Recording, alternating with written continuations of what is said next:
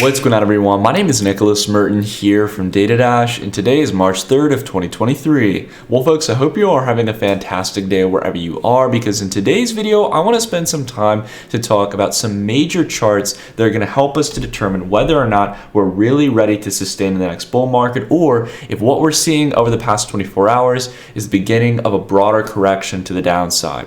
We got to be prepared for either scenario, and I want to spend some time to dive through a range of charts that I think no one else is watching out there in the crypto space. We've got a lot of things to dive into in today's video, so if you enjoyed the video, consider dropping a like. It's one of the best ways you can support the channel and what we do here. And without further ado, let's go ahead and kick off the rambling. All right, so I want to go ahead and start by analyzing Bitcoin, take a little bit of a look at the ETH to BTC ratio, and some other broader metrics for the crypto space. So if we dive into price action, we all know that everyone's focusing on the broader accumulation channel here, but I'm curious to see whether or not we could find price moving in either direction in the short term. What I think is likely going to happen here, looking at the Lux Algo tools that we utilize here on the DataDash channel, is looking for some type of retest down towards this lower support range, similar to the price range we had back in early to mid-February, where there was a pretty high volume profile here. And I'm definitely looking, especially as we have this kind of range here and quite a substantial amount of market order trading here, I'm looking for some kind of deviation here around this range. I do think that things are not going to move in a straight line. These liquidity traps take time, where there's a lot of chop in the upper bands that get people excited that, oh my gosh, we're making this new range support. We're starting to see some optimism come back into the market. I've got to FOMO and I've got to build my positions. We have to think about how retail traders generally are thinking and how institutional investors are going to take advantage of that. And I think, again, looking at Lux Algo here, we're going to see a continued move down into this band here where we come down to this volume profile. I think that would be the next big step here, and then eventually possibly kicking back up into this range with a typical kind of head and shoulders pattern here, similar to what we saw back in January, confirming here a topping pattern in price and extending into late March or early April for that real flush down. I think it's going to take some time. It could happen sooner rather than later, but as you all know, we're in cash here. And tools like Lux Algo are going to give us some good guidance as to when that trend is really formulated. I highly recommend observing the weekly trend here. This is what I really am interested in, because as Lux Algo had flipped green here, we are facing some resistance at the red band here for price on the indicator. So again, I really want to emphasize that this could be a continued range of resistance, as we have not been able to get above this since the start of the bear market. So as much as this has been the most heightened rally we've seen, as much as this has really bucked a lot of the traditional metrics as we've gotten above that 200-day moving average, we have not been able to clear through the 200-week. So that's a key warning sign. On top of that, if we dive into the ETH to BTC ratio, we can see something very telling here. This is where Lux Algo has been very helpful for me. When I zoom out into the broader time frames, this is where Lux Algo for me personally works really well. As you all know, I'm a swing trader. I don't like to look at the 1 hour, 4 hour time frame. I'm not looking to make a quick 5% return or potentially take a 3-5% loss and make some minor gains. I'm looking to find out whether or not we're in the next bull market. And what's really interesting about Lux Algo is utilizing these kind of outer bands for price. We can see that in the long term, Ethereum is generally on a broader uptrend, and that makes sense. Ethereum did incredibly well against Bitcoin over the past bull market. However, as much as it's been holding up here, pushing sideways and holding the majority of those gains, I think we are definitely in for a broader move to the downside. And that is going to be us coming back into this green band that time and time again was what helped allow us to find really solid buying opportunities for Ethereum as we come down here towards the lower blue band and the overall green range here, where this can again start to act as support for price. And as price moves down, as you can see, the band will move down as well. And I think this leads us exactly towards this range here around 0.045 to 0.046 for Ethereum against Bitcoin. This is the general range we've been watching for some time, and it's really nice to see that these indicators are calling at a minimum, at least right now, at a relatively similar range to those targets, which will likely move down as price moves down as well. That's where we can spot real capitulation and real buying opportunities, where if we've got capital on the sidelines, it's time to go out swinging, and we have a much better risk to reward ratio. Now, these all definitely signal some really important stuff. But the big thing here that I want to want to talk about is the total 2. This is the overall crypto market cap excluding Bitcoin. Now this chart tells me that we are either in a new bull market or we are about to see a major move to the downside. And I got to tell you guys, it's telling me more of the latter here. We're seeing a lower high here for overall market cap comparative to where we were back in August. Even with a lot of the euphoria, even with the big move here off of the lows around 446 billion, right? We came in with a slightly higher low than we were back in June, but we're not able to get above where we were back in August for total market cap. We recently peaked out at around 613 billion, where the last relative high was $700 billion. That is not insignificant. That's a pretty large percentage difference. And on top of that, it showcases we haven't confirmed a pattern of significant higher lows and significant higher highs. And if we can't do that, if we're facing resistance at a lower 200 week than where we were at before, that is a worrying sign. It's a sign that the trend has not fully recovered yet. We aren't even coming up to test the sell side band here on total 2 with the Lux Algo tool, which means that the trend is weak right now. And again, I think with one thing you have to really consider is if you take a look at the weekly time frame, when we really zoom out here, we realize that through the price action concept indicator, which measures the volume profile over a given period of time, we can see that a lot of that significant volume was really down in these lower banded ranges. Now, I'm not saying we're going to go all the way down there. What I want to point towards is that we don't have a lot of major volume profile to support any kind of significant range for price. The only range we can really find here that I think has maybe some significance that wouldn't mean we're going down to this range is probably the relative highs we had in February 2018 and April 2018. And that would take us roughly now another 50% from where we are now, down to around $250 billion. You add in Bitcoin's market cap, and that's the kind of typical correction range we would expect from traditional crypto bear markets. So we're not even being absolutely bearish here. We're not even talking about the macro sentiment. This is just what we would expect in line with traditional crypto bear markets, considering that the total altcoin market cap peaked out at around $1.7 trillion. So again, we're not setting some big ask here. This is traditional crypto bear market price action. And $250 billion is a good, significant distance from where we are now. We're certainly not seeing the euphoria and the kind of signs that would trigger a full-on bull market.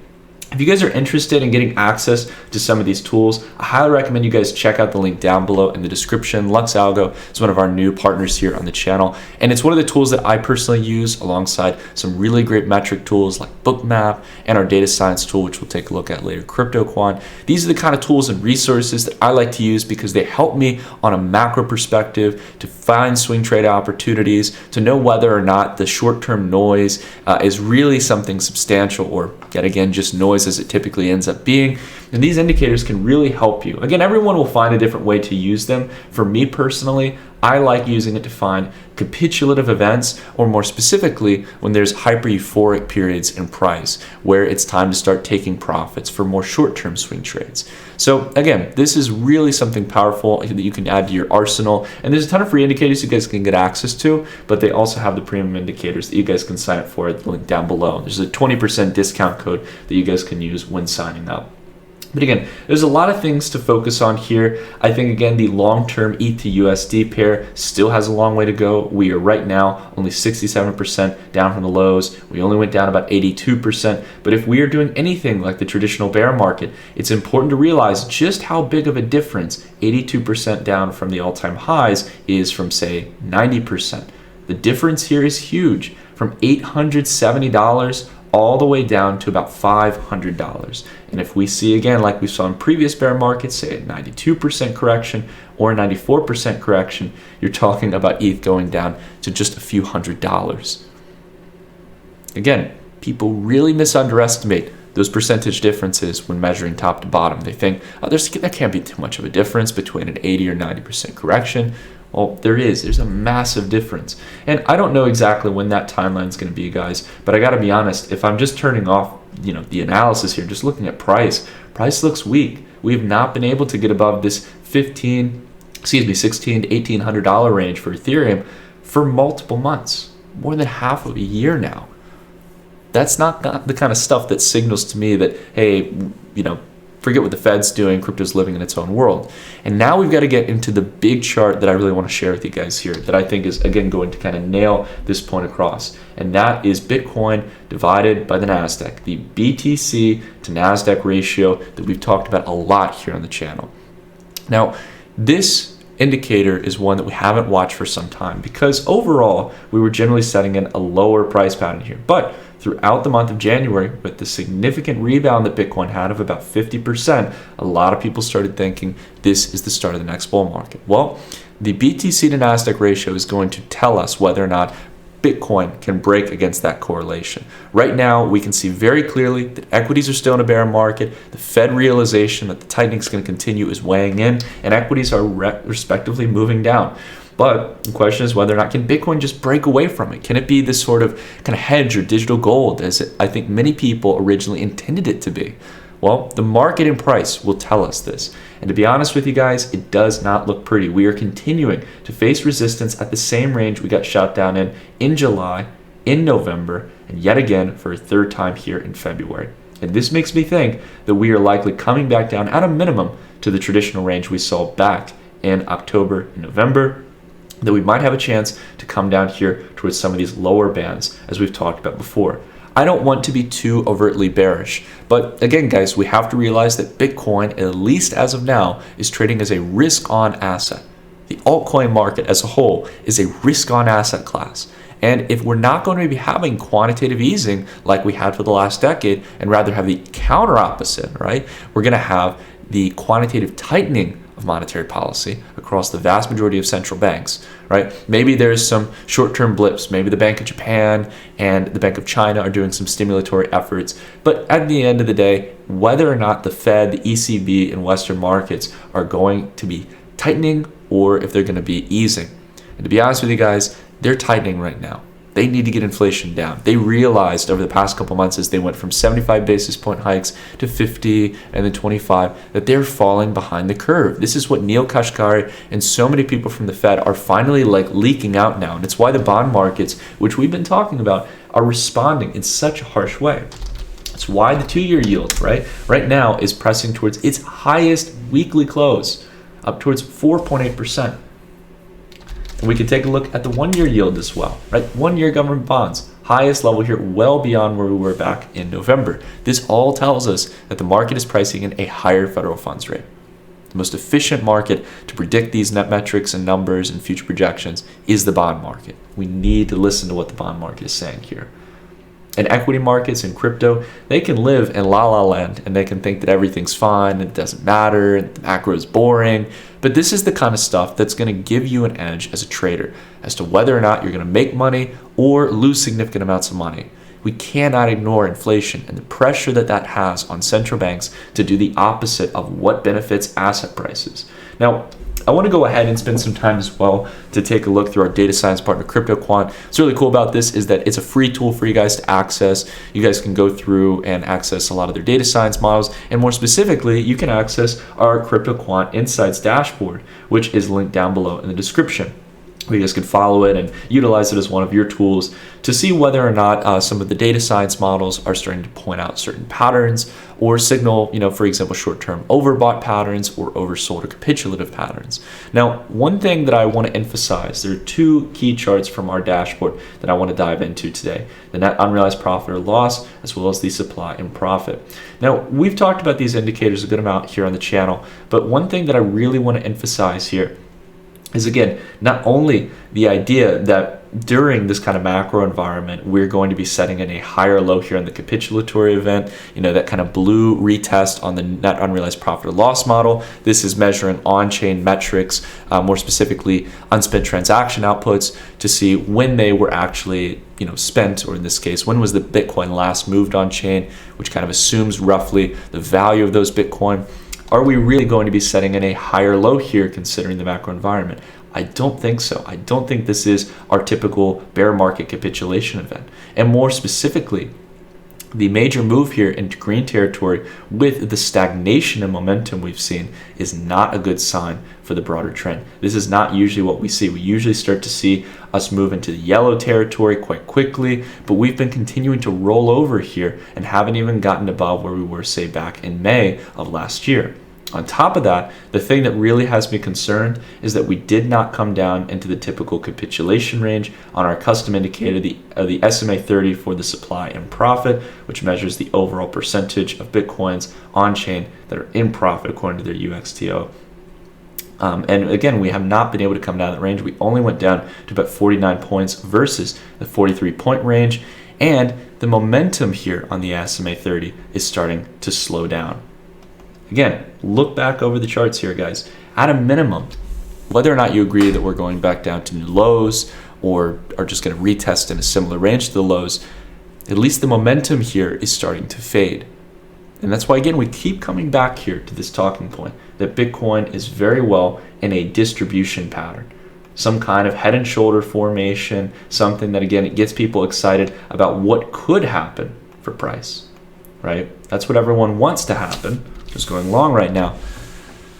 But unfortunately, those who don't ask about what they could afford to lose essentially in these positions are likely going to be facing losses. And that would be terrible for those of you who rode the last bull market, for some of you who have been making great money over the last decade when it was easy to make money. Losing more money into an inflationary environment where the cost of living is going up, that's not my cup of tea. It's best to take excessive risk during the periods of time where it's most favorable to do so. Chasing opportunities left and right is only going to leave you down the rabbit hole of losing more money. And I'm only saying that to you guys because I'm not here to show referral links. I'm not here to get you to overtrade and try to take every opportunity.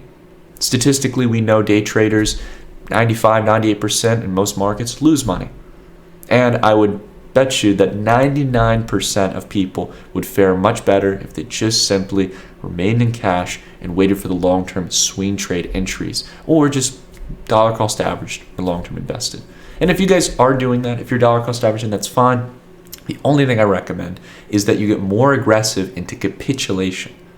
If you really see Bitcoin doing well long-term, the way you can protect yourself, even if you've got a 3 or 5 year time horizon, is buying into that capitulation, not buying into the strength here in the short term. Because until we see real long-term confirmation that we're in a bull market, it's probably best to just hold off for now, right? It's best to buy into capitulatory events. If you weren't buying the dip back around 14K because you believe in crypto long-term, why buy in at 30? You get half the amount of Bitcoin you can buy there. So anyways, I know I've rambled on a good amount, guys, but I want you guys to know I'm still optimistic on crypto long term. And right now, during this period of time when markets are starting to go into correction, and I think that we still have a projection of lower highs and lower lows, that we're going to come back into that same range we saw during the FTX collapse at a minimum. I still believe there are some exciting projects that are going to be leading the next bull market. We need to find market leaders that are going to be able to really signal some optimism in the market. And one of those plays that I'm very excited about is Radix. Now, if you guys haven't heard about Radix yet, you've probably heard me talk about it a good amount of times in the channel. Many of you in the dashboard community know I'm a big fan of Radix. It's one of the few projects that I'm really optimistic about at the moment that I think has a major opportunity to disrupt the traditional finance space and more specifically disrupt some of the EVM chains out there due to their unfortunate setbacks due to the issues with solidity, the issues with scalability and composability, and so many other factors, but more specifically, the developer experience. And that's what I want to spend some time to talk about here today. Now, if you guys haven't learned about what makes Scripto, the native programming language of Radix, and the overall Radix network different from other networks, I highly recommend you guys check out the RadFi event that happened back in late 2022. This event not only in non-technical terms explains why Radix is such a game changer when it comes to its consensus and scalability, as well as its developer flexibility and security. But on top of that, it showcases what the Radix user experience looks like and how they fixed a lot of the major UX hurdles that unfortunately are unavoidable in today's crypto applications built on Ethereum or other EVM compatible chains. But they also have a ton of great developments for the developer ecosystem, as well as the base currency. First off, they just recently launched an integration with Trust Finance, which allows companies to add XRD to their balance sheets. So as we continue, as we talked about back in 2020 and 2021, this concept of companies being able to have these assets added to their balance sheets as a new form of hedging, this is something really great for XRD as an asset. I'm definitely interested to see how this will play out long term. If we see through Trez and other tools, people starting to add different types of assets like Ethereum, like BTC, and XRD to their balance sheet. Time will only tell, but at least there is the opportunity here for large stakeholders and potentially even other investors out there in the market to have a nice on-ramp into getting exposure into the Radix ecosystem. Outside of that as well, this Crypto DeFi challenge just launched back about 2 weeks ago, and this allows a lot of people to earn potential prize pools up to I think around $11,000 in XRD, 11,500, a total prize pool of about 50,000 in XRD, where you guys can actually be rewarded for building exciting applications, giving Scripto, the native programming language, a try, and seeing whether or not you can apply your creativity towards building some really exciting applications. There's some details here as to what is viable for the challenge. There's a good video that Pierce did as well that you guys can check out here, but I definitely recommend you guys check out the blog where you can find more information, or check out the Radix developer ecosystem where you can figure out more about what Radix has to offer for you as a developer. This is one of the few layer 1 ecosystems that's actually exciting, guys. There isn't too much out there. Avalanche, Solana, Luna for that matter. So much of the empty promises of ultra scalability, or just take what you've got on Ethereum and bring it over here. So much of that has failed. I think Polygon is one of the few that's actually remained. But networks like Radix that built everything from the ground up, listened to developers, and tried to radically rethink the way things are built within crypto. This is a network for me personally that has me very excited. So I highly recommend you guys check out the link down below in the description. But until the next video, everyone, I hope you all enjoyed it. If you did, drop a like, consider subscribing, stay safe, trade smart, and I'll see you all in the next one. Take care, everyone.